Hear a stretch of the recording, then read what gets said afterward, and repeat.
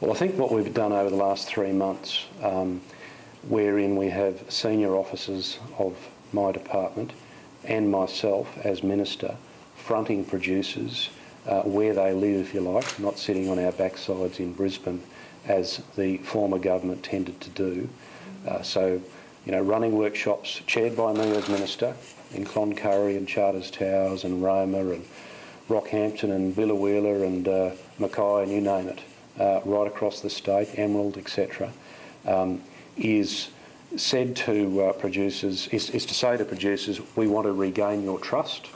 I have inherited a department that had a culture of not being customer focused, that had a culture of just running everything out of Brisbane, and I think the unit that you refer to, which in my view was by no means any form of an emergency response unit, that's a misnomer, because it was made up of policy officers, admin officers and some training officers based in Brisbane, and that's all they did.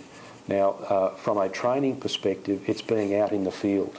It's working with producers. It's working with my regional officers, and it's doing what I've been prepared to do as Minister and travel the state extensively so that you can eyeball producers, take their criticism on the chin, but most particularly say to them that we want to get this right because you know, the systems that I inherited in Biosecurity Queensland, I found in December, within weeks of the outbreak, simply weren't up to the task. So we've really had to focus on that.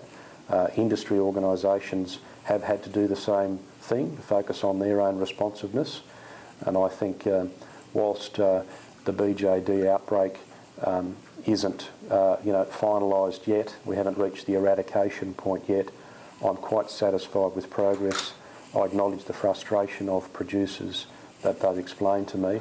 We've got to learn from that, and most particularly, like our cattle industry biosecurity fund, ensure over the long term that we are far better prepared for any future threats, whatever that might be.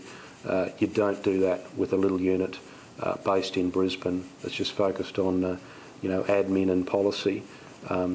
We've done away with that unit. We've saved some costs in doing that because it had its own overheads, and we've redeployed those people across the department to be far more customer focused. If people have got a problem, they ring you, they email you, they fax you, they talk to the Country Life or other media. You've got to respond to that immediately, and gradually my department is getting the message that that I as Minister and our government is very much about being client focused.